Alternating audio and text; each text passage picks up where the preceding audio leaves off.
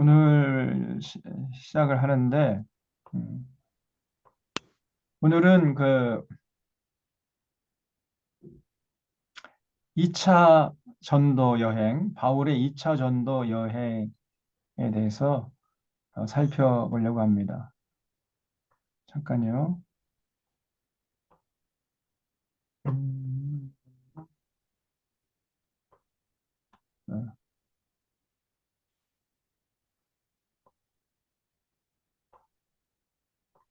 예. 어,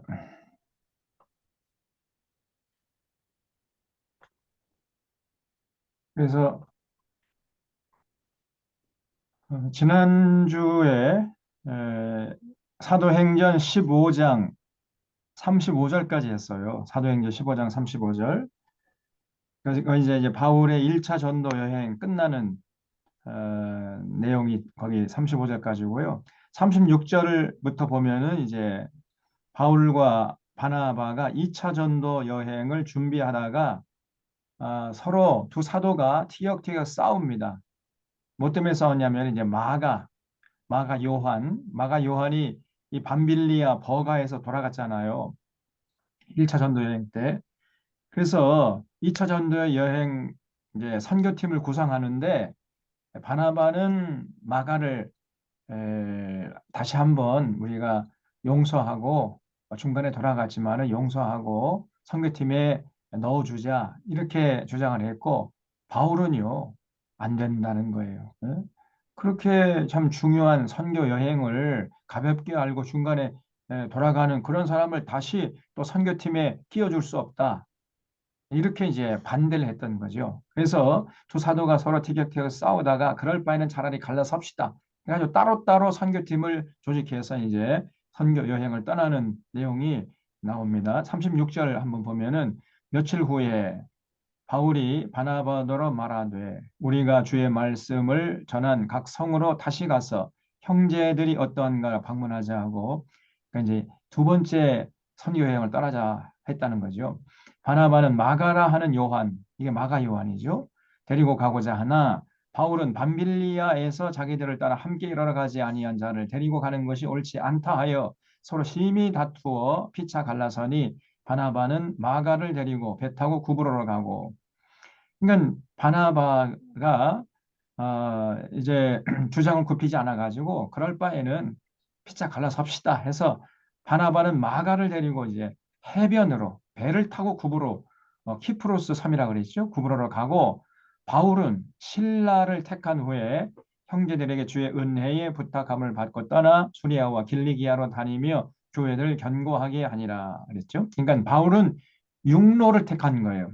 자, 여기 보세요. 여기 앞을 보시면은 어, 이제 이 수리아 안디옥 여기서 2차 전도 여행을 이제 떠나기로 계획을 하다가 두 사도가 서로 심히 다퉜습니다. 마가 요한 때문에. 그래서 바나바는 아니 한 번 실수는 병가지 상사인데 우리가 좀 용서하고 다시 한번 기회를 줍시다. 이렇게 했던 것이고 바울은요 한 번 안 되면 끝까지 안 됩니다. 예. 안 되면 안 되는 줄 아세요. 그냥 아주 그 대쪽 같아요. 바울은. 그래서 서로 피차 다투다가 갈라서 버렸어요. 그래서 바나바와 마가가 배를 타고 이 구브로, 이 키프로스 섬으로 선교 여행을 떠나고 그다음에 바울과 신라는 육로를 갔단 말이에요. 육로. 그래서 길리기아 다소 이 바울의 고향이죠. 그리고 더베 더베는 1차 전도 여행 때 다녔던 곳이죠. 그다음에 루스드라도 1차 전도 여행 때 다녔던 곳이잖아요. 여기 돌에 맞아 죽을 뻔한 곳이지 않습니까? 루스드라 다시 갔어요. 그리고 이제 갈라디아를 거쳐서 부르기아를 거쳐서 무시아를 거쳐 드로아까지 갔다는 거예요. 근데 원래는 바울은요, 이 아시아에 가서 복음을 전하기를 원했어요. 이 아시아라는 것은 아스이아의 준말입니다. 아스이아가 아시아가 돼버린 거예요. 그래서 아스이아는 무슨 말이냐면 아스란 말은 동쪽이란 뜻이고요. 이아라는 말은 땅이란 말이에요. 땅. 헬란 말로 뒤에 이아가 붙으면 그건 땅이란 말입니다. 전부 다 이게 이아가 붙어 있죠. 무스이아, 아스이야, 비스디이야, 이거 루스라는 안 돼 있지만은 길리기야. 여기도 이하가 붙어 있죠. 갑바도기야, 비두니야. 전부 다 밤빌리야, 이하가 붙어 있죠. 수리야, 이하가 붙어 있어요. 그래서 이하란 말은 땅이란 말입니다. 그래서 아시아는 정동쪽에 있는 땅이란 말이에요. 그러면 어디를 기준으로 정동쪽이냐? 여기 아테네죠. 여기가 그리스고요. 그리스 아테네에서 바라봐 가지고 정동쪽에 있는 땅, 여기가 아시아예요. 그래서 요한계시록에 보면은 그 아시아 일곱 교회가 나오죠. 에서보도 사빌라. 그래서 이 아시아에서 가장 큰 도시가 바로 에베소라는 도시였습니다. 에베소. 그래서 바울이 에베소에 가서 복음을 전하고 싶었는데 성령께서 허락을 하지 않는 거예요. 그래서 가다 보니까 이제 드로아까지 오게 됐는데 드로아에서 이제 하룻밤 자다가 밤중에 꿈을 꾼 겁니다. 환상 중에 이 마케도니아 청년이 나타나더니 이리 건너와서 우리를 도와주시오. 이런 꿈을 꿨어요. 그럼 환상을 보고 아하, 성령님께서 우리를 이 유럽으로 가서 복음을 전하라고 하시는가 보다. 이렇게 인정하고 그 다음날 아침에 드로아에서 배를 타고 사모트라케를 거쳐서 네아폴리. 이 네아폴리란 말은 네오폴리스라는 뜻입니다. 네오폴리스. 네오란 말이 뉴란 말이죠. 그러니까 뉴폴리스. 그러니까 신도시란 말이죠. 신도시. 이 광양에도 이 중마동 쪽에 신도시예요. 네아폴리입니다. 네아폴리. 제가 이제 하고 있는 광양읍은 이거는 구도시고요. 포스코 그 근방에 포스코 사람들 위해서 네오폴리스를 만든 거예요. 그게 신도시죠. 서울로 하면은 지금 저쪽에 그 어딥니까? 어디가 신도시죠? 음, 목동도 신도시에 속하죠? 그리고 저쪽에 어디죠? 경기도 어딥니까? 분당도 네아폴리죠. 분당. 그래서 이 네아폴리를 거쳐서 그 다음에 빌립보로 간 거예요. 바울이. 빌립보에서 또 이제 복음을 전하고 교회를 세워놓고 곧바로 떠납니다. 암비볼리, 아볼로니아, 그 다음에 데살로니가. 이 데살로니가에 도착했을 때는 한 3주 정도 머무르면서 복음을 전해서 교회를 세운 거예요.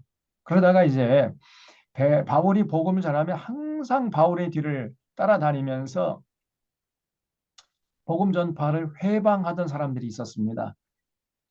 극우적인 유대교 사람들인데요.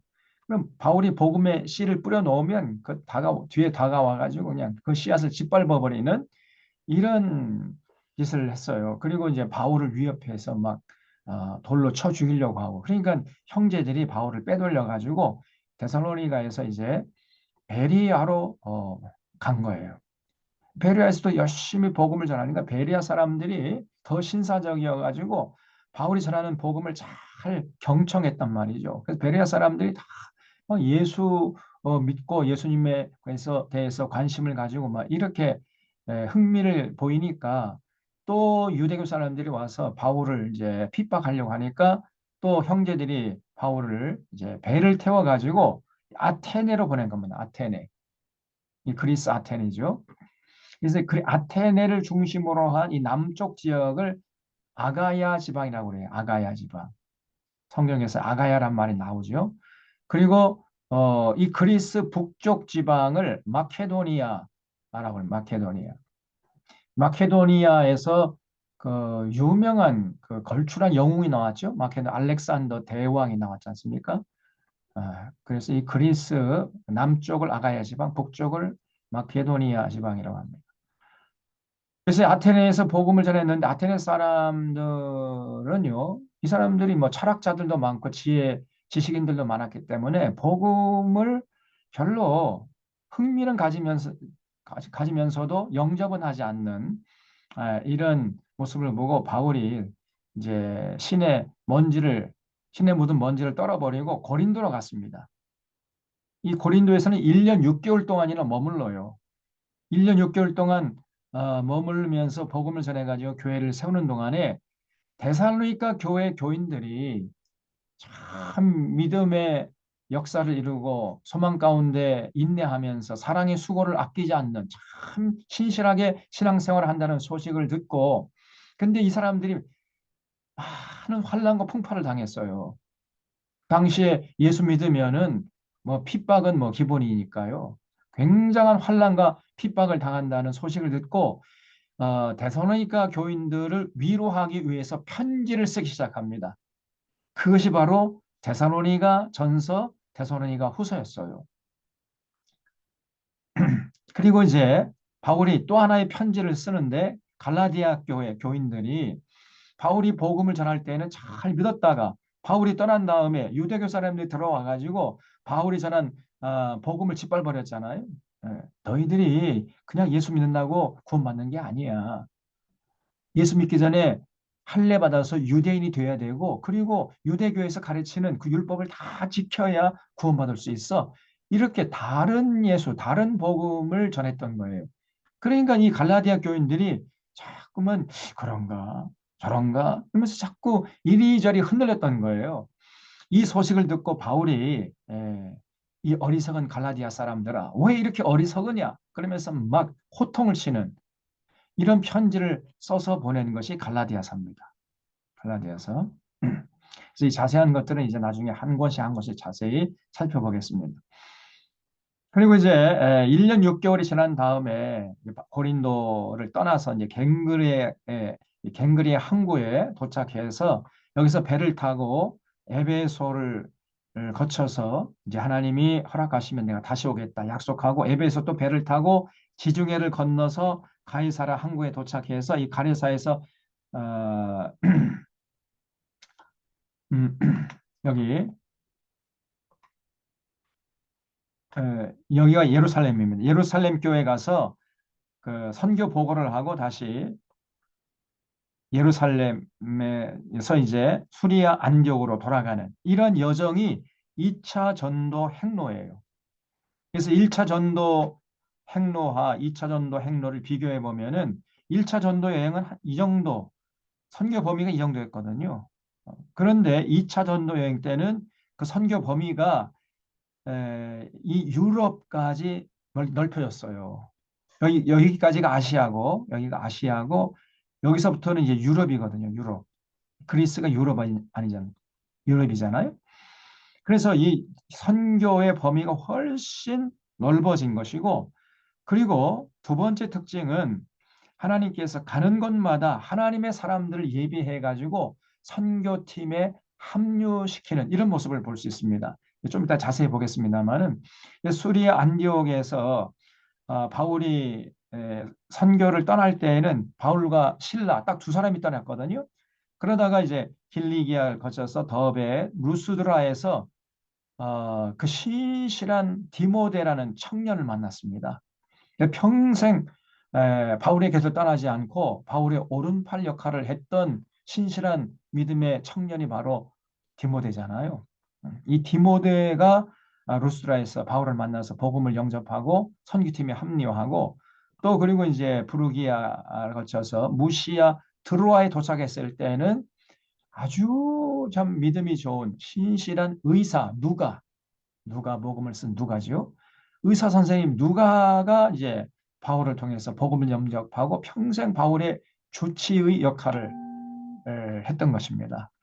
그리고 이제 사모트라케로 해서 네아폴리에서 이제 또 빌립보로 갔잖아요. 이 빌립보에서는 어, 어, 이 두아디라 출신의 자주장사인 여걸이었던 루디아라는 여성을 만났어요. 그 여성이 복음을 영접하고 바울의 선교 비용을 후원하는 이러한 역사가 일어났던 거예요. 이 빌립보에서.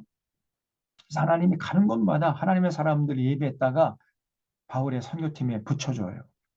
또 이제 암비볼리, 아볼로니아, 데살로니가, 베리아를 거쳐서 아테네, 고린도에 도착했을 때에는 브리스길라와 아굴라, 여러분 들어봤죠? 브리스길라와 아굴라라는 바울과 직업이 같았습니다. 그 텐트 메이커, 텐트를 만들어서 그걸 팔아가지고 생활비를 조달하는 이런 브리스길라와 아굴라 부부가 이제 복음을 영접하고 바울의 선교팀에 합류하는 예, 이런 역사가 일어났던 거거든요. 그래서 점점 가면 갈수록 선교팀이 불어나요. 이게 두 번째 특징이고 세 번째 특징은 이제 2차 전도 여행 때 비로소 바울의 편지들이 쓰여지기 시작했다는 것입니다. 그래서 바울의 초기 서신이었던 데살로니가 전서, 데살로니가 후서, 갈라디아서 이런 편지들이 이제 바울이 개척한 교회들을 건강하게 유지하기 위해서 쓰여집니다. 그래서 2차 전도 여행 때는 세 권의 편지가 쓰여졌어요. 자, 이런 기본적인 정보를 알고 다시 사도행전 16장으로 돌아가겠습니다. 사도행전 16장 보면 이제 바울이 2차 전도 여행을 떠나는 그런 내용들이 쭉 이렇게 기록되어 있는데 16장 1절 보겠습니다. 바울이 더베와 루스드라에도 이름에 그렇죠? 여기 더베 아까 봤죠? 더베 그다음에 루스드라 거기 디모데라는 제자가 있으니 그 어머니는 믿는 유대 여자요 아버지는 헬라인이라. 그러니까 디모데의 부모 중에 어머니가 유대인이고 아버지가 헬라인이었어요. 근데 유대인들은요 목의 혈통을 따릅니다. 그래서 어머니가 유대인이면 유대인으로 인정을 해줘요. 그러나 아버지가 유대인이고 어머니가 유대인이 아니라고 한다면 헬라인이나 뭐 다른 이방인이라 한다면은 그 후손들은 유대인으로 인정해주지 않습니다. 후계를 따르는 게 아니라 모계를 따라요. 유대인들은. 그래서 유대인들은요. 지금의 뭐 팔레스타인 가보면은 백인도 있고 뭐 물론 대부분 백인이지만은 황인종도 있어요. 황인종도 자기가 유대인이라고 그래요. 또 흑인도 자기가 유대인이라고 그럽니다. 모계를 따라요. 모계. 그래서 이 디모데가 어머니가 유대인이었다는 거예요. 응? 아버지는 헬라인이고 근데 이제 디모데는 루스드라와 이고니온에 있는 형제들에게 칭찬받는 자니 바울이 그를 데리고 떠나고자 할새 그 지역에 있는 유대인으로 말미암아 그를 데려다가 할례를 행하니 이는 그 사람들이 그의 아버지는 헬라인인 줄 다 알미러라 그랬죠. 그러니까 디모데라는 청년을 여기 루스라 여기 보세요. 여기서 이제 바울이 만났어요. 그래서 복음을 전해 가지고 영접해 했는데 이 디모데라는 청년이 이 루스드라 여기 이 루스드라하고 그다음에 여기 이고니온이라고 한다면 제가 지난주에 말씀드렸죠. 루스드라 그 위쪽에 여기쯤에 비스디 안디옥 그 근방 여기쯤에 콘냐 이고니온이라는 게 있는데 여기가요 넓은 평야 지대입니다. 그 평야가 지름이 한 400km 이상 된다 그래요. 400km. 여기가 그야말로 대륙이에요, 대륙. 땅덩어리가 어마무시하게 큽니다.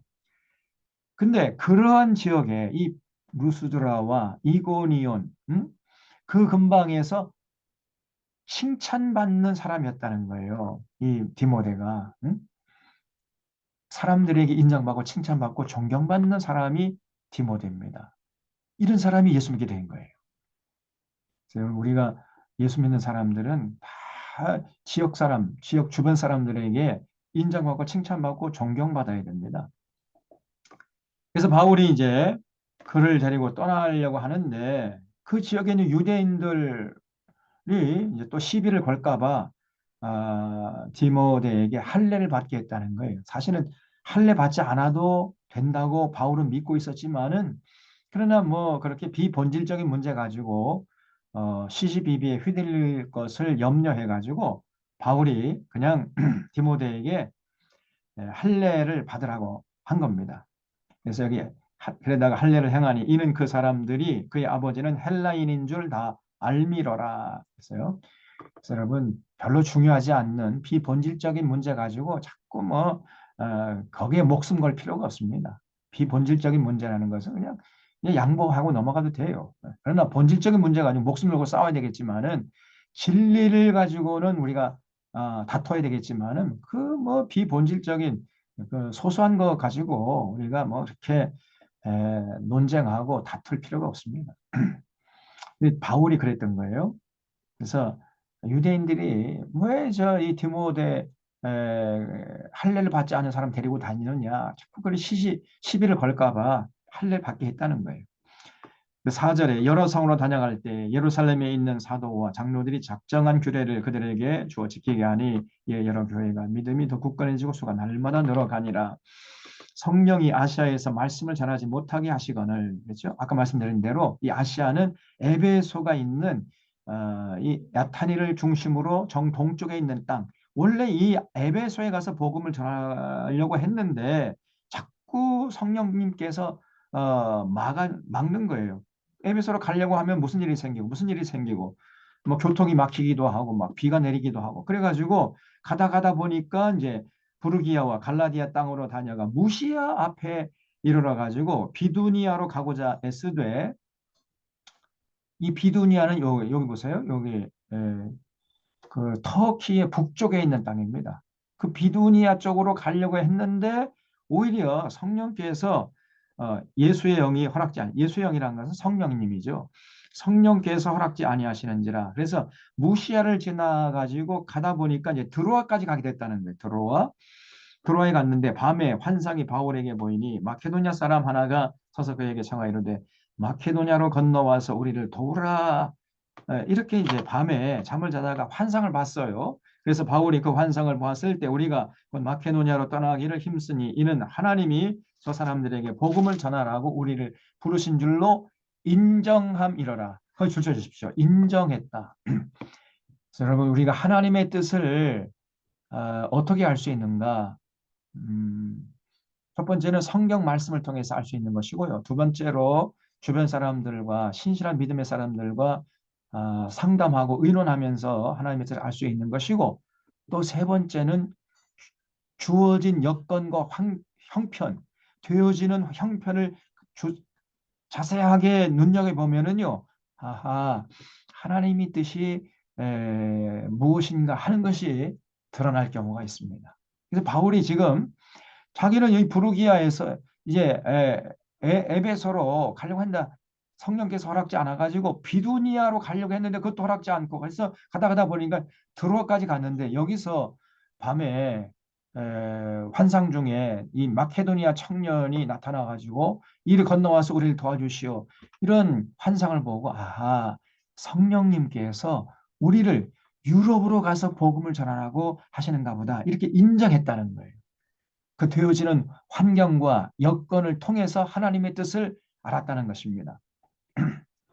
그래서 우리가 이제 드로아에서 배로 떠나 사모트라케로 직행하여, 이 사모트라케라는 것은 섬이에요. 섬. 사모트라케로 직행하여 이튿날 네아폴리로 가고, 그러니까 여기 뉴폴리스라고 그랬죠. 신도시. 거기서 빌립보에 이르니 이는 마케도니아 지방의 첫 성이요 또 로마의 식민지라. 이 성에서 수일을 유하다가 안식일에 우리가 기도할 곳이 있을까 하여 문밖 강가에 나가 거기 앉아서 모인 여자들에게 말하는데, 두아디라시에 있는 자주 색 옷감 장사로서 하나님을 섬기는 루디아라 하는 한 여자가 말을 듣고 있을 때 주께서 그 마음을 열어 바울의 말을 따르게 하시니라. 그러니까 이 빌립보에 도착해 가지고 바울이 여인들이 많이 모여 있는 빨레터에 가서 복음을 전하는데 마침 거기에 두아디라 출신의 자주색 옷감 장사였던 루디아가 그 복음을 듣고 예수님을 영접했다는 거예요. 여기 보세요. 이 지도를 보시면은 두아디라는 한 에베소, 에서보도 사빌라, 에베소, 서머나, 버가모, 두아디라 한 이 정도 있는 거거든요. 여기에서 태어나 가지고 산을 넘고 물을 건너서 바다 건너서 이 빌립보, 여기는 아시아고요. 두아디라는 아시아고 터키 땅이고 지금의 이 빌립보는 그리스 땅이거든요. 여긴 유럽이에요, 유럽. 지금부터 2000년 전에 예? 이 두아디라에서 빌립보까지 간다는 것은 여성으로서는요 상상도 할 수 없는 일이었습니다. 뭐 지금도 자기가 태어난 동네, 자기 고향을 한 10리를 벗어나지 못하고 살다가 그냥 자기 동네 살다가 죽는 사람도 많잖아요. 응? 지금도 그런 사람들이 많습니다. 그냥 고향에서 태어난 고향에서 살다가 태어난 고향에서 죽는. 자기 고향을 십리 밖에도 나가지 못하고 죽는 이런 사람들이 있어요. 그런데 당시에 2000년 전인데 이 루디아라는 여자는요, 이 두아디라 자기 고향에서 이 두아디라에서 그 특산품이 뭐냐면 자주색 옷감이에요. 자주색 옷감. 이 자주색 옷감을 떼어다가 빌립보에 가져가서 여기서 팔아가지고 먹고 살아가는, 오늘날로 쉽게 말하면 국제무역상이라는 거예요. 국제무역상. 이거는요, 대단한 여걸이 아닐 수가 없는 거예요. 대단히 스케일이 큰 여성이었던 것입니다. 보통 여성이 아니었어요. 그래서 이런 루디아가 복음을 영접하고 그 후부터 이제 바울의 선교 후원을 에, 거의 도맡다시피 합니다. 이 루디아가. 그래서 15절 보면요. 그와 그 집이 다 세례받고 우리에게 청하여 이르되 만일 나를 주 믿는 자로 알거든 내 집에 들어와 유하라 하고 강권하여 머물게 하니라. 또 16절 이하 보면 이제 한편 이제 빌립보에 그 귀신 들린 여자를 이용해 가지고 점을 치게 해서 벌어먹고 사는 사람이 있었는데 이제 바울이 가가지고요. 그 귀신 들린 여자의 몸속에 있는 귀신을 쫓아내 줬어요. 그랬더니 그 주인이 아니 이제 점을 치지 못하게 된 거 아닙니까? 그러니까 돈벌이가 이제 할 수 없게 되니까 화가 나가지고 바울 일행을 관가에 고발해 버리는 이런 사건이 일어났습니다. 그래서 바울이 억울하게 이제 감옥에 갇혔는데 바울은 조금도 뭐 기가 죽지 않아요. 그 감옥에 갔었어도 거기서 막 찬양하고 기도하고 하다 보니까 밤중에 옥터가 막 흔들리고 옥문이 열려버린 거예요. 그러니까 간수가 밤에 자다가 깜짝 놀라가지고 일어나 보니까 아니 옥문이 열려 있는 거거든요. 그러니까 바울 일행이 다 도망친 줄 알고 이 책임을 어떻게 감당할 것인가 고민하다가 그냥 자결해 죽으려고 이렇게 했단 말이죠. 그러니까 바울이 그 모습을 보고 잠깐 멈추시오. 우리가 도망가지 않았다. 해가지고 안심시켰어요. 그랬더니 이 빌립보의 간수가 감동을 받아가지고 바울 앞에 넙죽 엎드려가지고 선생님 제가 어떻게 해야 되겠습니까? 그랬을 때 이제 바울이 주 예수를 믿어라. 그래야만 너와 네 집이 구원을 얻으리라. 이 복음을 전하는 거예요. 그래서 그 간수와 온 식솔들이 예수 믿게 되었다는 겁니다. 그래서 이 빌립보 교회가 세워진 거예요. 빌립보 교회는 그 두아디라 출신의 자주상자 루디아, 그리고 빌립보 감옥의 간수였던 그 간수와 그 집 사람들이 이렇게 복음을 영접하고 이제 빌립보 교회가 시작됐단 말이죠. 그런 얘기가 쭉 16절에 나옵니다. 그래서 16절 읽어보면 우리가 기도하는 곳에 가다가 점치는 귀신 들린 여종 하나를 만나니 점으로 그 주인들에게 큰 이익을 주는 자라. 그가 바울과 우리를 따라와 소리질러 이르되 이 사람들은 지극히 높은 하나님의 종으로서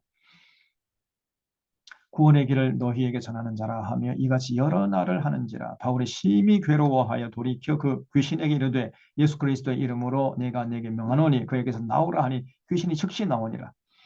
그래서 그 여종의 몸속에 들어갔던 귀신을 쫓아내줬어요. 그랬더니 여종의 주인들은 자기 수익의 소망이 끊어진 것을 보고 바울과 실라를 붙잡아 장터로 관리들에게 끌어갔다가 상관들 앞에 데리고 가서 말하되 이 사람들이 유대인인데 우리 성을 심히 교란케 하여 로마 사람이 우리가 받지도 못하고 행하지도 못할 풍속을 전한다 하거늘 우리가 일제 일어나 고발하니 상관들이 옷을 찢어 벗기고 매로 칠하여 많이 친 후에 옥에 가두고 관소에게 명하여 든든히 지키라 하니 그가 이러한 명을 받아 그들을 깊은 옥에 가두고 그 발을 착고에 든든히 세웠더니 한밤중에 바울과 실라가 기도하고 하나님을 찬송하며 주주들이 듣더라. 이게 갑자기요.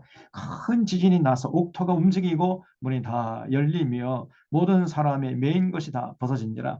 간수가 자다가 깨어 옥문들이 열린 것을 보고 죄수들이 도망한 줄 생각하고 칼을 빼어 자결하려 하거늘 바울이 크게 소리 질러 이르되 내 몸을 상하지 말라 우리가 다 여기 있노라 하니 간수가 등불을 달라고 하며 뛰어들어가 무서워 떨며 바울과 실라 앞에 엎드리고 그들을 데리고 나가 이르되 선생들이여 내가 어떻게 하여 구원을 받으리라 이까 하거늘 이르되 주 예수를 믿어라 그리하면 너와 내 집이 구원을 받으리라 하고 그러지. 거기 줄 쳐주십시오. 주 예수를 믿어라 그리하면 너와 네 집이 구원을 받으리라. 유명한 말이죠.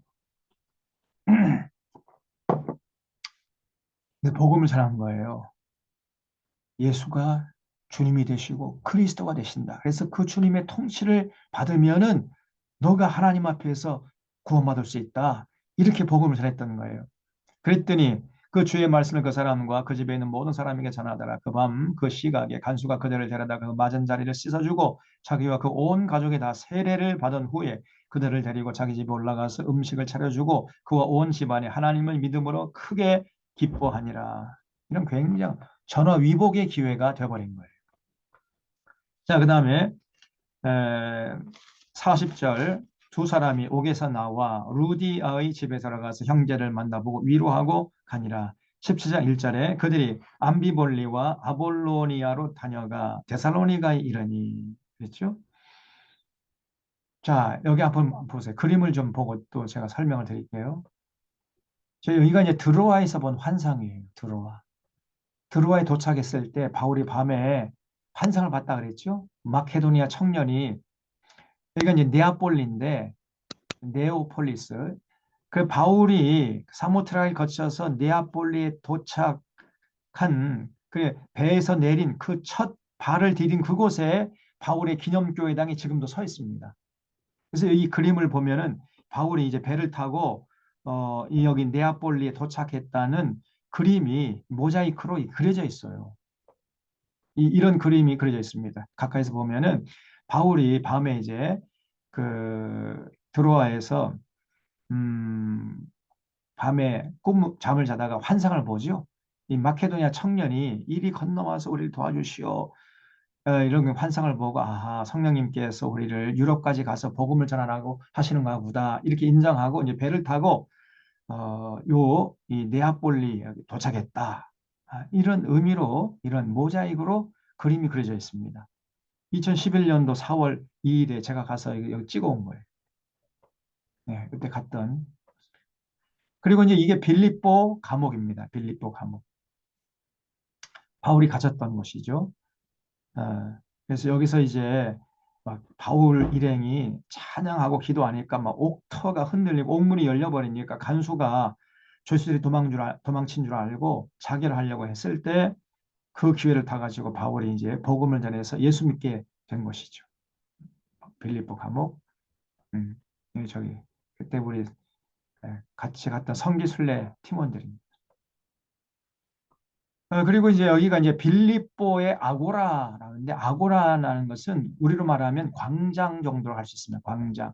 그래서 이 아고라는요, 고대 아고라는 음, 몇 가지 기능을 감당하는 복합적인 장소였어요. 첫 번째는 물건을 사고 파는 시장 역할을 했습니다.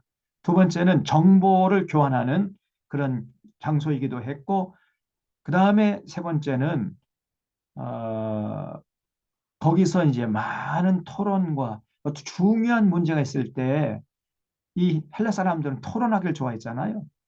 직접 민주주의였지 않습니까? 그래서 여기에 모여가지고 아고라에 모여서 그 도시의 중요한 문제들을 난상 토론해가지고 결정하는 곳이기도 했어요. 그리고 사람들이 많이 모였기 때문에 여기서 재판이 벌어지기도 했습니다. 그래서 여러 가지 이런 다목적인 역할을 감당했던 장소를 아고라라고 그래요. 아고라. 혹은 다른 말로 하면 로만 포럼이라고 합니다. 로만 포럼.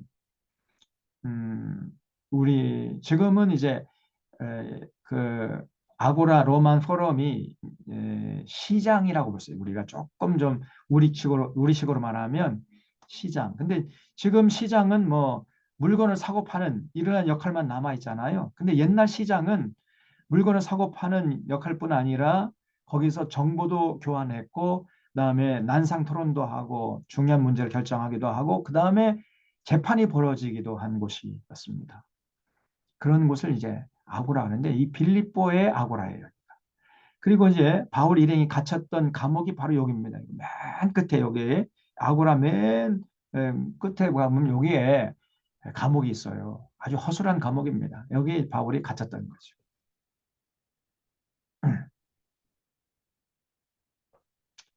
그리고 여기는 이제 빌립보의 루디아 기념교회당이에요. 여기 안에 들어가면은 그 두아디라 출신의 자주상사 루디아의 초상화가 그려져 있습니다. 아주 바울 일행을 복음을 영접한 다음에 그 선교 비용을 거의 전적으로 부담했던 이런 아름다운 여성이 여기에 초상화. 그 여성을 기념해서 교회당이 지금도 서 있습니다. 이건 이제 바울이 여인들이 빨래하는 곳에 가서 복음을 전하다가 루디아가 예수님을 영접했다 그랬죠. 바울이 복음을 전할 때 빨래터예요. 지금도 물의 수량이 굉장히 많더라고요. 이제 순례객들을 위해서 이렇게 십자가 형태로 이렇게 빨래터를 만들어 놓은 것 같아요. 그리스 정부가. 요거는 이제 바울입니다. 바울. 지금도 바울이 살아 있더라고요. 농담이고 이건 이제 제가 여러분 보여드리기 위해서 사진을 찍었어요. 바울이 여기서 복음을 전했다라고 여기 바위에 새겨져 있어요. 가까이 보면은 여기 돼 있죠. Here took place Saint Paul's speech, the Acts of the Apostles, chapter 17:1, and passing through Amphipolis and Apollonia, they reached Thessaloniki. 돼 있잖아요. 그래서 바울이 여기서 설교를 하고 여기를 거쳐서 아볼로니아를 거쳐서 이제 데살로니가에 도착했다는 지금 사도행전 17장 1절 이 말씀이 여기 딱 봉판으로 이렇게 석판으로 해가지고 기록되어 있습니다. 그러니까 바울이 여기서 복음을 전했다는 거예요. 참 이 역사적인 장소죠. 그리고 이는 이제 암비볼리의 교회당 터입니다. 교회당 터. 지금은 다 무너지고 순례객들만이 공허한 정막을 깨트리는 그런 장소예요. 다 무너졌습니다. 교회당 옛 터입니다. 그리고 이제 마케도니아의 사자상이죠. 그래서 당시 마케도니아의 마케도니아 상징하는 동물은 사자였습니다. 사자. 그래서 곳곳에 이 사자상이 마케도니아의 경계를 표시하기 위해서 경계석으로 이렇게 설치를 해놨어요. 이게 굉장히 거대한 어, 그 석상입니다. 이것만 보면은 얼마나 규모가 큰지 잘 알지 못하겠죠? 그래서 제가 찍었습니다. 이거 보세요. 이 거대한 석상이에요. 사람 키가 이 정도인데 이 석상은 어마무시한 제가 볼 때 한 5m 이상 될 것 같습니다. 이런 거대한 석상이 곳곳에 이렇게 배치되어 있습니다. 그래서 여기가 마케도니아의 땅이다라는 것을 표시하는 경계석이었던 거죠. 여기는 이제 그래서 이제 데살로니가를 거쳐서 암피볼리 아볼론이 거쳐서 데살로니가로 갔다. 여기 사도행 17장 1절에 나오죠. 그래서 이건 이제 데살로니가인데 이거는 아드리아해. 그래서 터키하고 그리스 그리스하고 그다음에 로마, 이탈리아를 가로지르는 바다를 아드리아해라고 그랬죠. 이 아드리아해를 끼고 있는 해변 도시입니다. 데살로니가가 아주 아름다운 도시예요. 데살로니가 풍경이가 이게 이제 이렇게 해변 도시입니다. 지금은 그리스의 제2의 도시입니다. 그래서 아테네가 제일 큰 도시고 두 번째로 큰 도시가 데살로니가예요. 우리로 하면은 데살로니가는 부산 정도 그런 도시입니다. 그리고 이제 데살로니가에서 베레아로 갔다 그랬죠. 그래서 베레아의 바울의 기념공원입니다. 여기가 바울의 기념공원. 이게 바울이에요. 그래서 이게 바울의 초상화고 바울이 이 베레아에 도착해가지고 복음을 전해서 수많은 사람들이 예수 믿었다 하는 것을 이제 이 성경의 내용을 모자이크로 그려놨습니다. 이건 저고요. 이거는 2010년도에 제가, 그러니까 2010년도에 가고 2011년 다시 한번 갔었거든요.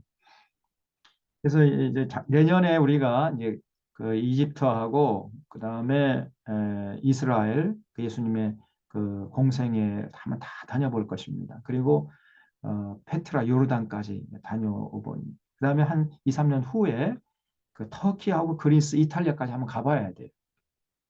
성지순례를 가보면은 성경의 내용이 그냥 쉽게 이해가 됩니다. 음, 여기 보면 이제 이게 바울이죠. 바울이 복음을 전하니까 베레아 사람들이 전부 다 나와가지고 심지어 군인들까지 예, 아주 바울의 말을 경청했다는 거예요. 베레아 교회 성도들은 베레아 교회에 대해서는 알 수 있는 것이 별로 없습니다. 베레아 교회에 보내진 편지 같은 것이 없어서 상세하게 알 수는 없습니다만은 다만 바울이 성경 말씀을 가르칠 때 정말로 성경이 그러한지 정성들을 살펴보는 사람들이었어요. 데살로니가 사람들보다 더 신사적이었다. 이렇게 이제 17장에 보면은 좀 이따 살펴보겠습니다만은 그런 표현이 나와요. 신사적이었다는 말이 뭐 노블 이 사람들이 인격적으로 성숙한 사람들이었다는 거예요. 상당히 친절하고 어 이렇게 그 사람들이 순수했다 하는 겁니다. 그래서 품위 있게 또 고상하게 바울이 전하는 말을 잘 듣고 그런 사람들이 예수 잘 믿죠. 그래서 여기 이제 베레아에서 제가 만난 동방정교회 신부님 사진을 찍었는데 그때 우리가 이제 그 성지순례 갔을 때 2010년도에 그게 벌써 13년 전이네요. 3월 달에 갔었는데 그때 도착하니까 이른 아침이었습니다. 그 그리스 사람들은요 굉장히 게을러요. 이 사람들은 보통 출근을 한 10시쯤 합니다. 10시쯤. 그리고 퇴근 한 오후 3시면 퇴근해 버려요. 그러니까 일하는 시간이 한 4시간, 5시간밖에 안 됩니다. 근데 우리나라 저 윤석열이 저 사람은 뭐 69시간을 일하게 하자. 이 정신 나간 사람이죠, 저 사람이. 네. 시대를 역행하고 있습니다. 네. 선진국들은 전부 다 지금 노동 시간을 줄이려고 하는데 그것이 세계적인 추세인데 어떻게 저 머저리 같은 사람이 대통령 돼가지고 69시간 노동하자. 여러분 일주일에 69시간 노동하려면요. 하루에 11시간 이상을 근무해야 됩니다. 11시간, 12시간. 이 말이나 되는 얘기냔 말이에요. 저 사람은 제정신이 아닙니다. 저. 어쨌든 이 그리스 사람들은 아주 제가 볼 땐 근데 또 너무 게을러 이 사람. 10시에 출근해가지고 3시, 4시면 그냥 가버린다니까 집에. 그래서 우리가 그때 이제 아침 일찍 도착하니까 아무런 식당이 문을 안 열었어요. 다 문을 달아 나 걸고 있었는데 딱 한 집만이 문을 열었더라고요. 그리고 뭐 돌아보니까 그 이제 성지마다 이제 결국은 그 순례객들을 위해서 화장실이 다 그 만들어져 있거든요. 근데 그 화장실이 전부 다 유료입니다. 유료. 우리나라는 고속도로 그 휴게실에 유료가 있습니까? 전부 무료잖아요. 근데 이 그리스 땅은 저 가는 곳마다 유료입니다. 유료. 일단 그 화장실 한번 들어가잖아요. 무조건 2유로를 내야 돼요. 그때 2010년도에 제가 갈 때 2유로 내라는 거예요. 그 당시 1유로가 1,500원이었습니다. 환율이. 그러면 2유로면은 3,000원이에요. 3,000원. 한 번 화장실 들어가서 오줌 싸고 나오는데 3,000원 내라는 거예요. 이것들이. 그래서 제가 하도 아까워가지고 그 화장실 들어 입구에서 이제 그 표를 파는 사람에게 아니 너무 비싸다 좀 깎아달라. 근데 안 된다는 거예요. 무조건 한 번 입장하면 2유로 내라는 것입니다. 그래서 제가 아니 나는 그러면 1유만 내고 1,500원, 1,500원어치만 쌀 테니까 깎아서 안 되는데. 이 지독한 사람들입니다. 그래서 이제 화장실도 찾아보니까 뭐 문이 다 닫혀 있고 이제 이 식당 밖에 문을 안 열어가지고 식당 주인한테 가가지고 우리가 저기 한국에서 온 성지순례객인데 화장실이 급해서 화장실을 좀 쓰고 싶은데 쓸 수 있겠습니까? 그랬더니요. 그 주인이 뭐라고 하냐면 얼마든지 쓰십시오. 그러는 거예요. 그러면서 한마디 덧붙이는 게 뭐냐면 우리는 베레아 사람입니다. 이러더라고. 얼마든지 쓰시고 우리는 베레아 사람입니다. 이렇게 얘기하더라니까요. 그래서 아니 우리는 음식은 먹지 않고 그냥 화장실만 이용하고 싶은데 그래도 되겠습니까? Of course. 물론이라는 거예요. 물론입니다. 얼마든지 사용하십시오. 우리는 베레아 사람들입니다. 이렇게 얘기하더라니까요. 그래서 이 성경의 기록이 1.1획도 거짓이 아님을 제가 그때 알았어요. 여기 사도행전 17장 11절 먼저 보면은 베레아에 있는 사람들은 데살로니가에 있는 사람보다 더 너그러워서 이 너그럽다는 말이 옛날 번역본을 보면은요 더 신사적이어서 이렇게 되어 있습니다. 더 신사적이어서 이 영어로 하면 more noble이란 말이에요. 이 사람들이 참 순수하고 친절하더라고요. 아주 인격이 고상해. 어, 그래서 제가 이 성경 말씀이 진짜 하나도 틀림없구나. 그렇게 생각하고 화장실 가가지고요. 한 5천 원치 싸고 나왔다니까. 그 나오다 보니까 이 신부님이 앉아 계시는 거예요. 이 신부님이. 이 신부님이 동방정교의 신부님이에요. 이 캐톨릭의 신부가 아니라 동방정교회. 그리스당은 전부 다 동방정교입니다. 이스턴 오토독스 처치라고 해가지고 자기네들만이 초대교회의 신앙을 고스란히 이어받은 사람들이다. 이렇게 주장하는 거예요. 동방정교, 정통, 자기들만이 정통교회라는 것입니다. 캐톨릭도 중간에 좀 변절됐고 우리 개신교도 물론 중간에 변절됐고 자기들만이 오소독스, 자기들만이 정통인 교회다. 이렇게 주장하는 사람들이 동방정교회 사람들이에요. 그 동방정교회 신부님이 딱 앉아 계시더라고요. 이거 보세요. 카리스마가 대단하죠? 제가 가가지고 제가 한국에서 왔는데 사진 한번 좀 찍어도 되겠습니까? 그랬더니요. 이 신부님 뭐라고 하냐면 물론입니다. 찍으십시오. 얼마든지 찍으십시오. 우리는 베레아 사람입니다. 그러더라고. 그래서 진짜 이 베레아 사람들이 신사적이다 하는 걸 제가 알았다니까요. 그리고 여기 바로 이 신부님 옆에 여기 앉아 있고요. 바로 옆에 이 그리스 사람들, 그리스에 이제 은퇴하신 노인네들이 이렇게 아침 일찍인데 나와가지고 식당에서 식사를 하고 트럼프 놀이를 하고 있더라고요. 이 그리스 사람들이 굉장히 게으릅니다. 그리스 사람들이.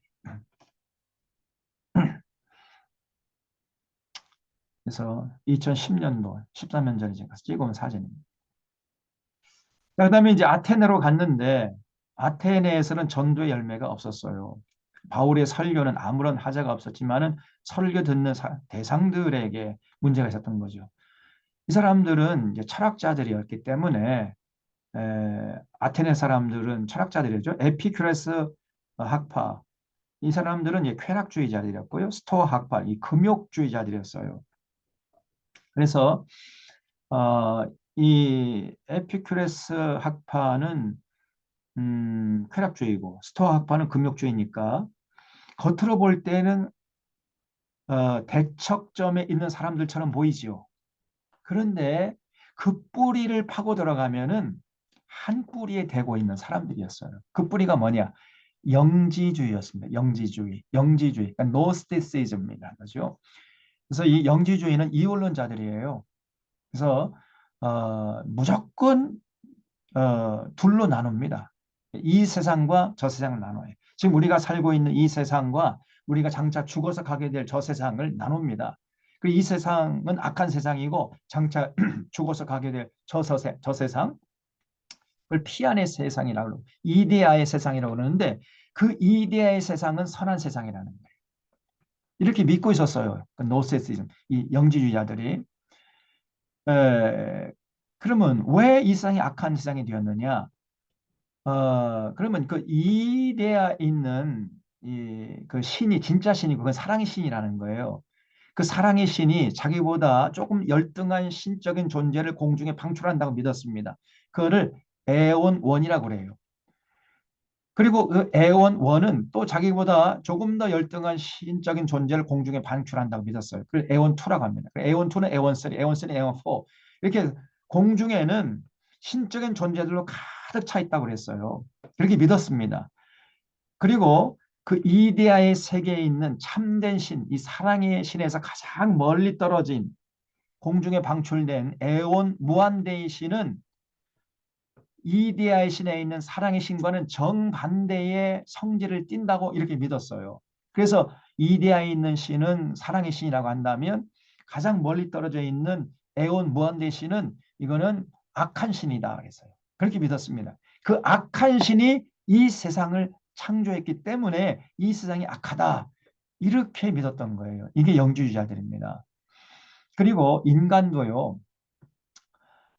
두 개로 나눠버린 거예요. 인간은 두 종류로 된 존재다. 이렇게 주장을 했어요. 그래서 육체적인 것과 영적인 것이 이제 합해진 것이 인간이다. 이렇게 이 사람들은 믿었습니다. 좀 더 구체적으로 말씀드리면은 어, 영은 선하다는 거예요. 영은 선한데 육체는 악하다는 거죠. 그래서 선한 영이 악한 육체라는 감옥에 갇혀 있는 존재가 인간이다. 이렇게 믿었습니다. 그래서 이 영지주의자들의 죽음에 대한 이해는 뭐냐면요. 죽음은 뭐냐?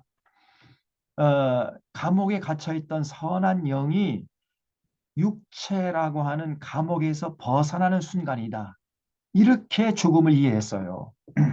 그래서 이 영지주의자들은 이 악한 세상에서는 아무런 의미가 없고 어떻게 살아도 뭐 상관이 없다. 어차피 세상은 악한 세상인데 뭐 이렇게 믿고 그냥 될 대로 되라. 캐스라스 해라. 이렇게 살아가고자 했던 사람들이 에피큐레스 학파가 된 거예요. 쾌락주의자가 된 것입니다.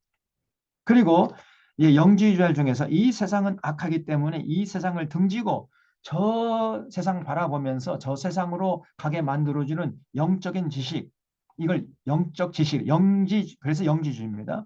영적인 지식만을 추구하는 것이 의미가 있다. 그래서 이제 장차 이제 죽게 되면은 감옥에 갇혀 있던 선한 영이 육체라는 악한 감옥에 갇혀 있던 선한 영이 이제 육체로부터 벗어나 가지고 이 공중에 가득 찬 열등한 신적인 존재를 피해 가지고 이데아의 세상에 있는 참된 신, 사랑의 신으로 가게 만들어주는 영적인 지식을 추구하는 것만이 진정으로 의미가 있는 것이다. 이렇게 믿고 이 세상과 결별을 하고 저 세상만 바라보면서 금욕적으로 살아가려고 했던 사람들이 스토아 학파가 되어버린 겁니다. 그래서 이 에피큐레스 학파하고 스토아 학파는 겉으로 볼 때는 정반대의 입장에 서 있는 사람들처럼 보이지만은 뿌리를 파고 들어가면요. 영지주의라는 한 뿌리에 대고 있었단 말이에요.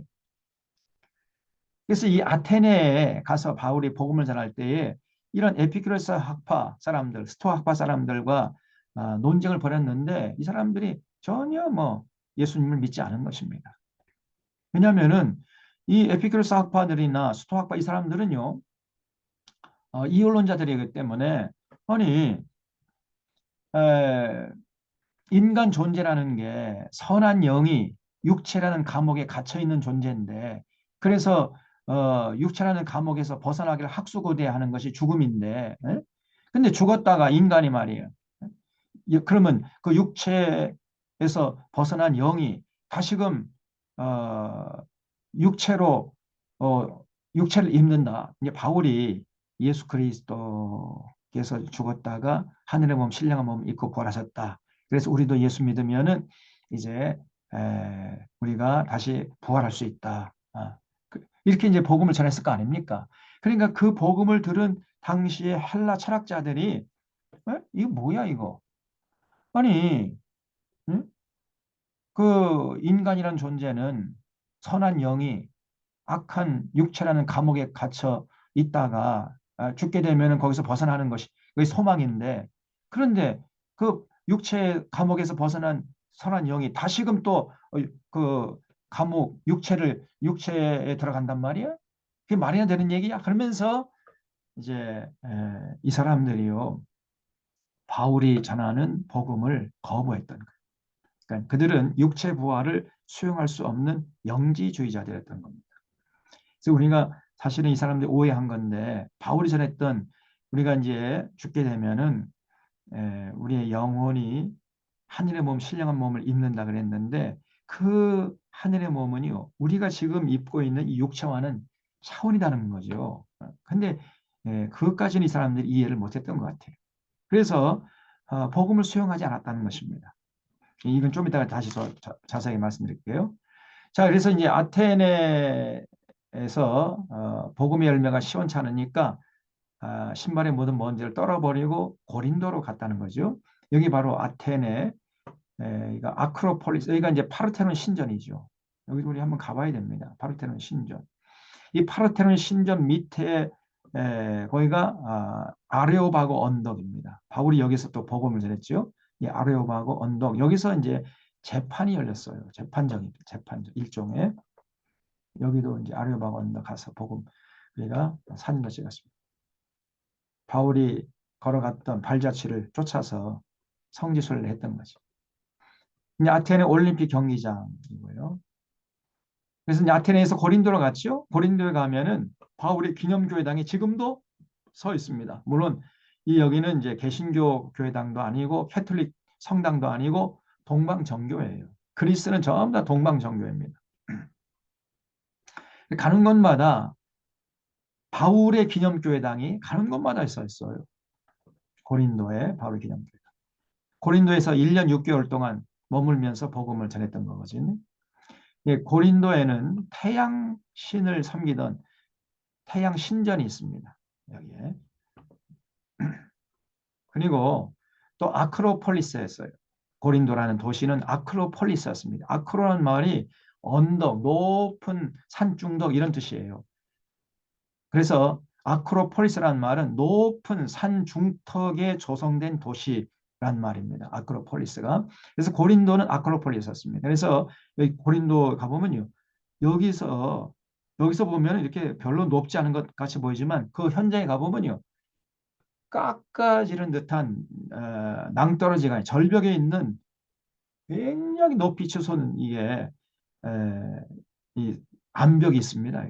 그 위에 고린도라는 도시가 세워졌단 말이에요. 그래서 평소에는 이것이 이제 그 종교적인 중심지, 종교적인 센터 역할을 했어요. 그래서 여기에는 이제 아프로디테라는 여신상을 모시는 신전이 있었습니다.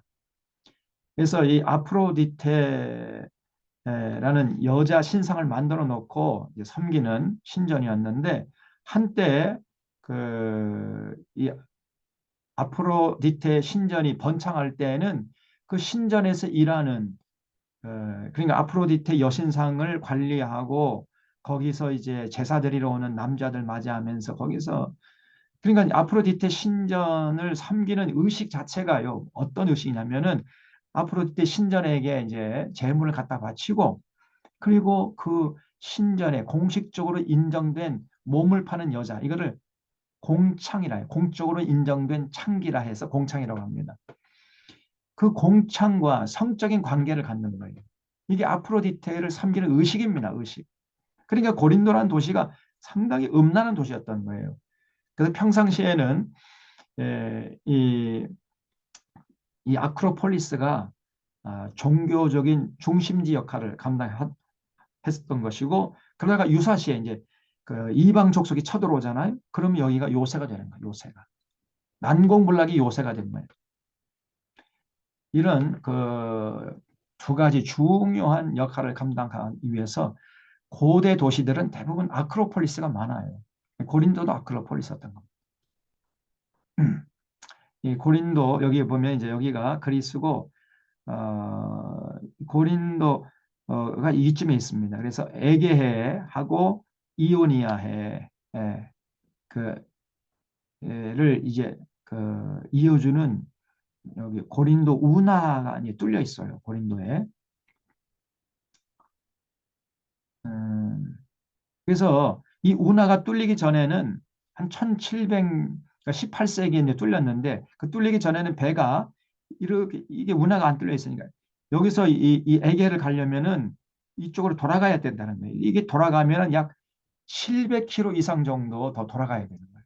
그 굉장한 시간과 경비가 들겠죠. 그래서 이 운하를 판 겁니다. 운하를 파면 여기 직선거를 가면은 700km 정도가 시간이 단축되고 또 운임도 단축되고 이렇게 됐던 거죠. 이게 고린도 운하입니다. 여기 길이가 약 한 6km 정도? 6km 정도 돼요. 그리고 이 높이가 여기서부터 이 물까지의 높이가 한 80m 이상 정도 됩니다. 위 다리에서 보면요. 아주 깎아지는 듯한 낭떠러지가 돼 있어요. 이거를 18세기, 그러니까 그 네로 시대 때부터 이 운하를 팔려고 애를 썼는데 너무 난공사여서 성공하지 못하다가 한 18세기쯤에 이제 프랑스 기술진에 의해서 운하가 이게 완공됐다 그래요. 자, 그래서 다시 이제 좀 이따가 이제 다시 보겠습니다. 자, 여기 17장 다시 돌아와서 10장 1절에 조금 전에 제가 설명한 거 여러분 염두에 두고 한번 따라오시기 바랍니다. 그들이 암비볼리와 아볼리아뇨로 다녀가 데살로니가에 이르니 거기 유대인의 회당이 있는지라. 바울이 자기의 관례대로 그들에게 들어가서 새 안식일, 새 안식일이면 3주죠. 3주 동안 머물면서 복음을 전했다는 거예요. 근데 바울이 복음을 전하는 방식이 뭐였냐면 성경을 가지고 강론했다는 겁니다. 다른 거 가지고 하지 않았어요. 요즘 우리 뭐 교회들 뭐 부흥이 안 돼 가면 막 북을 동동동동 치고 뭐 그냥 막 주여 삼창하고 막 방언 기도하고 그게 전부입니다. 근데 바울은 절대 그런 짓 하지 않았어요. 그렇게 하면 안 됩니다. 성경 가지고 강론하는 거예요. 지금 우리가 하는 것처럼 이렇게 했다는 거예요, 바울이. 지금 제가 하는 방식이 바울이 하던 방식이었어요. 당시의 성경은 구약 성경이죠. 그냥 구약 성경을 이렇게 한 줄씩 한 줄 읽어가면서 그 내용을 그 의미를 해석해가지고 복음을 전했다는 거예요. 그래서 성경 가지고 강론하며 그 뜻을 풀어 그리스도가 해를 받고 죽은 자 가운데서 다시 살아나야 할 것을 정언하고 이르되 내가 너희에게 전하니 예수가 곧 그리스도라 하니 그중에 어떤 사람 곧 경건한 헬라인의 큰 무리와 적지 않은 귀부인도 고난을 받고 바울과 실라를 따르나 그러나 유대인들이 또 이제 시기해가지고 뒤따라와 가지고 자꾸만 바울을 회방하는 겁니다. 저자의 어떤 불량한 사람들, 이 저자라는 게 뭐죠? 네, 저작거리죠, 저작거리. 시장에 가면은 노점상들을 뭐 뜯어먹는 이거 조폭들 있잖아요, 깍두기들. 이런 사람들을 대동해가지고 바울 뒤를 쫓아와가지고 바울을 회방했다는 겁니다. 저자의 어떤 불량한 사람들을 데리고 때를 지어 성을 소동하게 하여 야손의 집에 침입하여 그들을 백성에게 끌어내려고 찾았으나 발견하지 못하며 야손과 및 형제들을 끌고 읍장들 앞에 가서 소리질러 이르되 천하를 어지럽게 하던 이 사람들이 여기도 이르며 야손이 그들을 맞아들였도다. 이 사람들이 다 가이사의 명을 거역하여 말하되 다른 임금 곧 예수라 하는 이가 있다 하더이다 하니 무리와 읍장들이 이 말을 듣고 소동하여 야손과 그 나머지 사람들에게 보석금을 받고 놓아주니라. 밤에 형제들이 곧 바울과 실라를 베레아로 빼돌렸던 거죠. 이 유대교 사람들이 와가지고 자꾸만 회방하고 바울을 잡아 죽이려고 하니까 베레아로 보낸 거예요. 그래서 그들이 이르러 유대인의 회당에 들어가 아니라 베레아에 있는 사람들은 데살로니가에 있는 사람보다 더 너그러워서 간절한 마음으로 말씀을 받고 이것이 그러한가 하여 날마다 성경을 상고했다는 거예요. 아까 말씀드렸는데 이 베레아 사람들이 진짜 순수하고 아주 친절하고요. 그리고 인격이 참 고상하더라고요. 이런 사람들에게 복음 전하면 잘 믿습니다. 그래서 성경을 상고함으로 그 중에 믿는 사람이 많고 헬라의 귀부인과 남자가 적지 아니하나 데살로니가 있는 유대인들이 바울이 하나님의 말씀을 베레아에서도 전하는 줄을 알고 거기도 가서 무리를 움직여 소동하게 하거늘 그러니까 베레아까지 쫓아와 가지고 유대교 사람들이 또 바울을 핍박하는 거예요. 그러니까 형제들이 곧 바울을 내보내어 바다까지 가게 하되 실라와 디모데는 아직 거기 머물더라. 바울을 인도하는 사람들이 그를 데리고 아텐까지 이르러 이 아덴이 아테네죠. 그에게서 실라와 디모데를 자기에게로 속히 오게 하라는 명령을 받고 떠나니라 그랬죠. 그러니까 바울은요, 전도하러 다닐 때 전도팀을 세 팀으로 나눴어요. 첫 번째는 선발대, 두 번째는 본대, 세 번째는 이제 후발대. 그래서 선발대가 가서 집회 준비를 하면은 본대가 도착해 가지고 복음을 전해요. 그래서 교회를 개척해 이제 세우면 곧 떠나버려요. 선발대와 본대는 떠납니다. 그럼 후발대가 남아가지고 이제 뒷정리하고 다시 이제 따라오게 하는, 이렇게 아주 효율적으로 선교팀을 운영했다는 것입니다. 그래서 여기 14절 다시 이제 읽어보면은 형제들이 곧 바울을 보내어 바다까지 가게 하되 실라와 디모데는 아직 거기 머물다. 그러니까 실라와 디모데가 후발대로 남겨진 거예요. 그러니 바울을 인도하는 사람들이 그를 데리고 아덴까지 이르러 그에게서 실라와 디모데를, 그러니까 후발대가 아덴까지 오기를 기다렸다는 거죠. 16절 바울이 아덴에서 그들을 기다리다가 그 성에 우상이 가득한 것을 보고 마음에 격분하여 회당에서는 유대인과 경건한 사람들과 또 장터에서는 날마다 만나는 사람들과 변론하니 어떤 에피쿠레스, 여기가 에피쿠로스가 바로 이게 쾌락주의자들이죠. 헬라 철학의 한 분파입니다. 이 사람들이 쾌락주의자들이고 스토아 철학자들, 이 사람들은 이제 금욕주의자들이었던 거죠. 아까 좀 말씀드린 대로 이 두 사람들은 입장이 서로 상반되는 것 같지만은 그 뿌리는 영지주의였어요. 그래서 이 사람들이 바울과 쟁론할 때 어떤 사람은 이르되 이 말쟁이가 무슨 말을 하고자 하느냐 하고, 어떤 사람은 이르되 이방 신들을 전하는 사람인가 보다 하니 이는 바울이 예수와 부활을 전하기 때문이로라. 그러니까 바울이 예수님이 십자가에 죽었다가 다시 살아났다. 그러니까 이 영지주의자들이요. 예? 아니, 죽었다는 것은 선한 영이 악한 육체라는 감옥에 갇혀 있다가 이제 해방되는 순간인데, 해방되었던 영이 다시금 육체라는 감옥에 갇힌단 말이야? 이게 말이 되는 소리냐?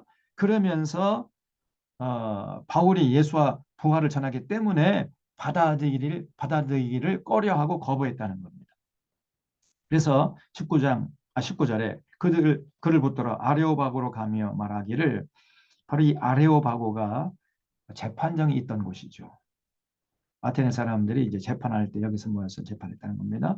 네가 말하는 이 새로운 가르침이 무엇인지 우리가 알 수 있겠느냐? 네가 어떤 이상한 것을 우리 귀에 들려주니 그 무슨 뜻인지 알고자 하노라 하니 모든 아덴 사람과 거기서 나그네 된 외국인들이 가장 새로운 것을 말하고 든 것 외에는 달리 시간을 쓰지 않음이더라.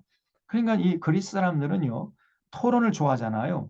철학자들이 많고 논쟁을 좋아했는데 바울이 예수님의 십자가 사건과 부활 사건을 전하니까 흥미를 보이긴 합니다만은 영지주의자였기 때문에, 아니 뭐 죽었다가 어떻게 다시 새로운 몸을 입는단 말이야. 그게 말이나 되는 소리냐. 그러면서 받아들이지 않았다는 거예요. 22절 바울이 아레오바고 가운데 서서 말하되 아덴 사람들아 너희를 보니 범사의 종교심이 많도다. 내가 두루 다니며 너희가 위하는 것들을 보다가 알지 못하는 신에게라고 새긴 단도 보았으니 그런 너희가 알지 못하고 위하는 그것을 내가 너희에게 알게 하리라. 그러면서 이제 바울이 구약 성경에서 계시하시는 여호와 하나님을 소개한 거예요. 우주와 그 가운데 있는 만물을 지신 하나님께서는 천지의 주제시니 손으로 지은 전에 계시지 아니하시고 또 무엇이 부족한 것처럼 사람의 손으로 섬김을 받으시는 것이 아니니 이런 만민에게 생명과 호흡과 만물을 친히 주시는 이심이라. 그래서 그 여호와 하나님께서 이제 예수 그리스도를 보내주셔 가지고 우리를 구원하려고 했다. 이렇게 이제 복음을 전하는 거예요. 그래서 32절 그들이 죽은 자의 부활을 듣고 어떤 사람은 조롱도 하고, 에? 아니 뭐 죽은 것은 좋은 일인데 죽었다 다시 또 새로운 몸을 입는다고? 그러면 새로운 감옥에 갇히는 거야? 이게 뭐야 이게? 그러면서 조롱했다는 거예요. 어떤 사람은 이 일에 대하여 네 말을 다시 듣겠다 하니 이에 바울이 그들 가운데서 떠나며 몇 사람이 그를 가까이 하여 믿으니 그 중에는 아레오바고 가는 디오노시오와 다말이라 하는 여자와 또 다른 사람들도 있었더라. 그러니까 이 아테네에서는요, 복음의 열매가 시원치 않았다는 거예요.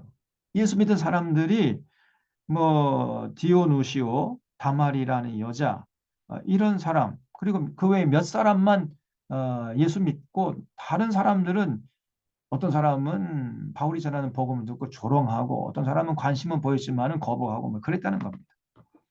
그래서 18장 1절에 바울이 그 후에 아덴을 떠나 고린도에 이르러 아굴라라는 본도에서 난 유대인 한 사람을 만나니 글라우디오가 모든 유대인을 명하여 로마에서 떠나라고 한 거로 그랬죠.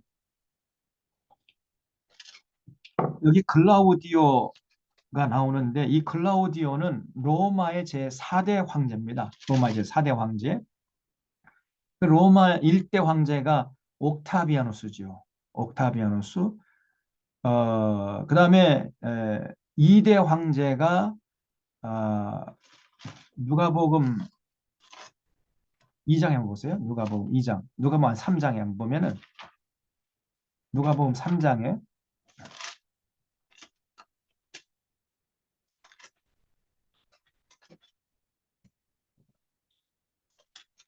여기 디베리오 황제가 나오죠.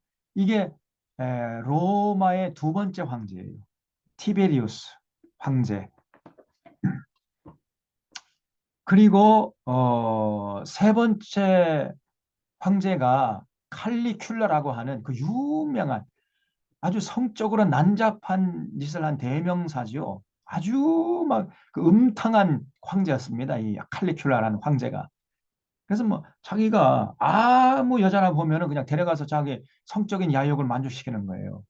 뭐 자기 휘하 무슨 귀족들의 아내든지 장군의 아내든지 가리지 않고 그냥 데려다가 그냥 자기 야욕을 채우고 그러다가 그냥 칼리큘라가 이제 죽임을 당한 거거든요.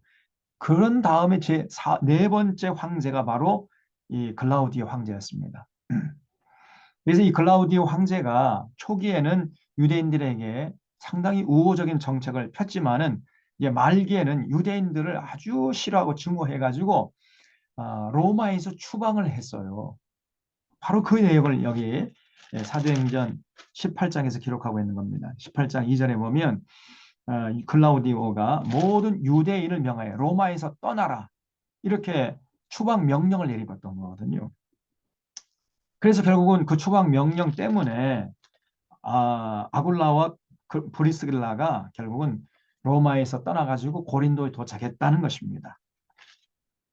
그래서 그가 아내 브리스와 함께 이탈리아로부터 이탈리아가 이제 로마죠. 당시 또 새로운지라 바울이 그에게 가며 생업이 같으므로 함께 살며 일을 하니 그 생업은 천막을 만드는 것이더라. 안식일마다 바울이 회당에서 강론하고 유대인과 헬라인을 권면하니라.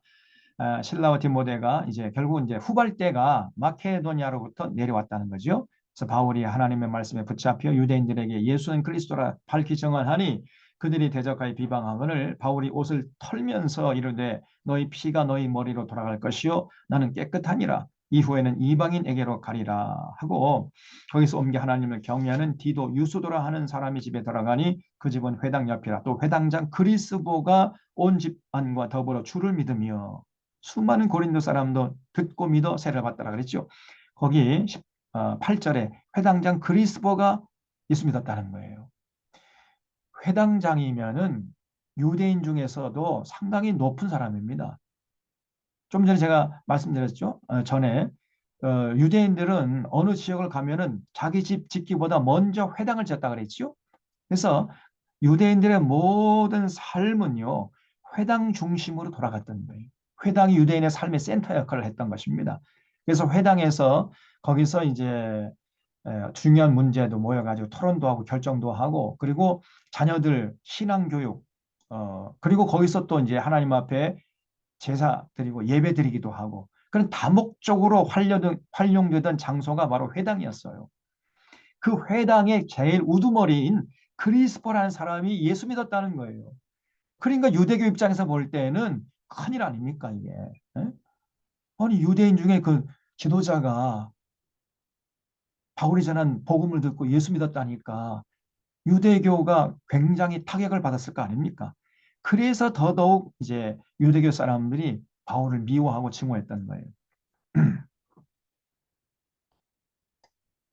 회당장 그리스포가 온 집안과 더불어 주를 믿으며 수많은 고린도 사람도 듣고 믿어 세례를 받더라. 밤에 주께서 환상 가운데 바울에게 말씀하시되 두려워하지 말며 침묵하지 말고 말하라.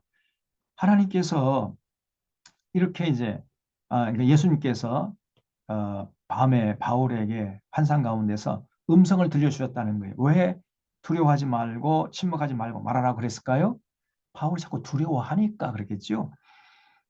왜냐하면은 많은 사람들이 이제 믿긴 믿었지만 더 많은 사람들은 믿지 않고 믿지 않을 뿐 아니라 바울을 미워하고 증오하고 이를 갈고 달려다 죽이려고 하니까 바울이 두려워했던 거예요. 그러니까 주님께서 나타나셔가지고 두려워하지 말고 침묵하지 말라. 왜냐하면 내가 너와 함께 있어가지고 너를 지키고 보호해 줄 것이다. 이렇게 이제 위로하신 거죠. 내가 너와 함께 있음에 어떤 사람도 너를 대적하여 괴롭게 할 자가 없을 것이니 이는 이 성중에 내 백성이 많음이라 하시더라. 1년 6개월을 머물며 그들 가운데서 하나님의 말씀을 가르치다 그랬죠. 그래서 바울이 고린도에서만큼은 1년 6개월 동안이나 머물면서 복음을 전했어요. 다른 곳에는 뭐 한 일주일 머물다가 떠나고 또 이제 데살로니가 같은 데 아까 말씀드린 대로 3주간 머물면서 이렇게 복음을 전하니까 3주간 머무는 것은 굉장히 길게 머무는 건데 고린도에서는 1년 6개월 동안이나 머물렀다는 거예요. 그러니까 상당히 고린도라는 도시가 큰 도시였고 중요한 도시였다는 사실을 우리가 알 수 있는 것입니다. 자, 그래서 여기서 1년 6개월 동안 머무는 동안에 조금 전에 제가 말씀했죠. 여기서 이제 편지를 쓰기 시작했다 그랬죠. 그래서 바로 데살로니가 전서, 데살로니가 후서, 갈라디아서가 기록되기 시작했다 그랬어요. 그래서 11절과 12절 사이에 데살로니 전서, 데살로니가 후서, 갈라디아서 기록 이렇게 적어두세요. 여러분이 성경을 개인적으로 읽으실 때에 사도행전 18장 11절까지 읽고 그다음에 데살로니가 전서, 데살로니가 후서를 읽으셔야 돼요. 그리고 갈라디아서 읽고 그다음에 다 읽은 다음에 다시 12절로 돌아와야 됩니다. 우리도 이제 그렇게 하려고 그래요. 그래서 이제 데살로니가 전서, 데살로니가 후서는 이제 다음 주에 이제 공부하고 갈라디아서까지 공부한 다음에 사도행전 18장 12절로 돌아올 것입니다. 그래서 여기 지도를 다시 한번 보시면요. 여기 앞을 보세요. 그래서 이 수리 안디옥에서 바울 일행이 이제 육지로 길리기아 다소를 거쳐서 더베를 거쳐서 루스 돌아가셔서 갈라디아, 부르기아, 그다음에 무시아, 드로아까지 갔을 때 밤에 환상을 봤죠. 마케도니아 청년이 나타나가지고 이리 건너와 소리를 도와주시오. 그런 환상을 보고 성령님께서 유럽에까지 가서 복음을 전하라고 하시는가 보다 인정하고 배를 타고 사모트라케를 거쳐서 네아폴리 거쳐서 빌립보에서 암비볼리 아볼로니아에서 데살로니가 여기 3주간 머물렀죠. 그래서 교회를 세웠는데 유대인들이 오니까 이제 바울이 피신해서 베리아 가서 복음을 전하고 또 피신해가지고 아테네에서는 복음의 열매가 그렇게 시원치 않았다고 그랬죠. 그리고 이제 고린도에 가서 1년 6개월 동안이나 머물면서 복음을 전하고 있던 차에 데살로니가 교인들이 말로 할 수 없는 핍박을 당하고 있다는 소식을 들었던 거예요. 고린도에 있는 바울에게.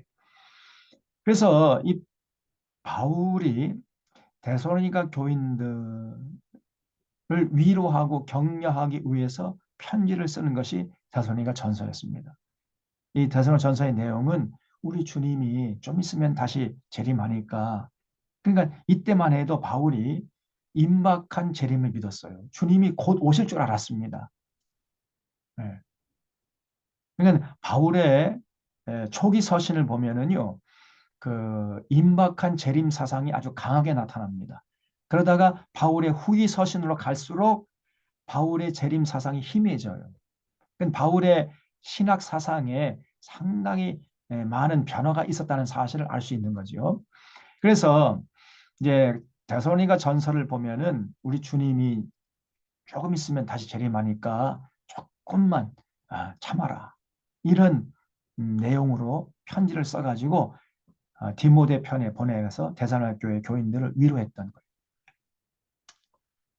이 데살로니가 교인들이 이 편지를 받아보고 어떤 사람은 그렇구나. 우리 주님이 곧 오시니까 조금만 참자. 그래서 소망 가운데 인내하고 믿음의 역사를 하고 사랑 가운데 수고하고 막 이렇게 더 열심히 신앙생활하는 사람이 있었던가 하면은 어떤 사람들은요. 주님 다시 오신다? 그래? 그러면은 아이고 잘 됐네. 아이고 그러면 뭐 직장 생활 할 필요도 없고 결혼해서 아기 낳을 필요도 없고 주님 다시 오시는데 뭐 주님 다시 오실 날만 기다리자 하면서 한판이 놀고 먹으면서 빈둥빈둥 거리면서 주님의 재림만을 기다리는 이런 사람들이 생겼다는 거예요. 그러니까 바울의 편지가 역효과가 났던 거죠. 이 소식을 듣고 다시 한번 바울이 편지를 씁니다. 그것이 데살로니가 후서예요. 데살로니가 후서 내용을 읽어보면은 우리 주님이 재림하는 것은 확실하지만은 그러나 이러이러한 역사적인 과정을 겪은 다음에 오신다. 이런 내용이 기록되어 있어요. 그래서 이건 좀 이따가 이제 다음 주에 자세히 살펴보기로 하고 그다음에 이제 바울이 여기서 또 하나의 편지를 쓴 게 갈라디아서를 갈라디아 교인들에게 썼다고 제가 말씀드렸죠. 그다음에 1년 6개월 지난 다음에 이제 갱그레에 가서 배를 타고 에베소 거쳐서 에베소에서 가이사라 도착해가지고 예루살렘 가서 선교 보고하고 예루살렘에서 안디옥으로 돌아가는 것이 2차 전도 여행이라고 그랬어요. 자, 여기까지 이제 말씀을 드렸습니다. 그래서 지난주에 제가 여기까지 말씀을 드렸는데 이 녹화가 안 되는 바람에 또 한 번 수고를 했는데 오히려 저도 공부가 되고 좋습니다. 그래서 여러분 다음 주에는 데살로니가 전서, 데살로니가 후서 이게 차례대로 살펴볼 것입니다. 이해가 되셨죠? 혹시 질문이 있으시면 질문하시고 없으시면은 오늘은 이 정도로 하고 정리를 하겠습니다. 제가 이 내용을 또 올릴게요. 올려놓을 테니까 이 녹화가 이제 오늘은 됐을 겁니다. 혹시 또 공부하고 싶은 분들은 그 영상을 참고하시면 좋겠습니다. 네, 우리 1시간 동안 경청해 주셔서 감사합니다. 우리 이병현 감사합니다. 선생님 빨리 감사합니다. 건강을 회복해야 될 텐데 네, 아이고, 네. 탁구 열심히 칩니까? 열심히 치다가 지금 일주일 딱 쉬고 있습니다. 아니 보니까 운동신경이 있더라고요. 그래서 한 1년 정도 지나면은 저를 이길 것 같은데 기대가 됩니다. 그래요.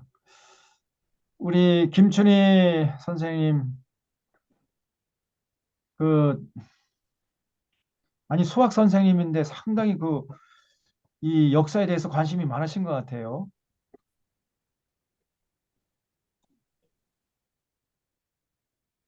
네,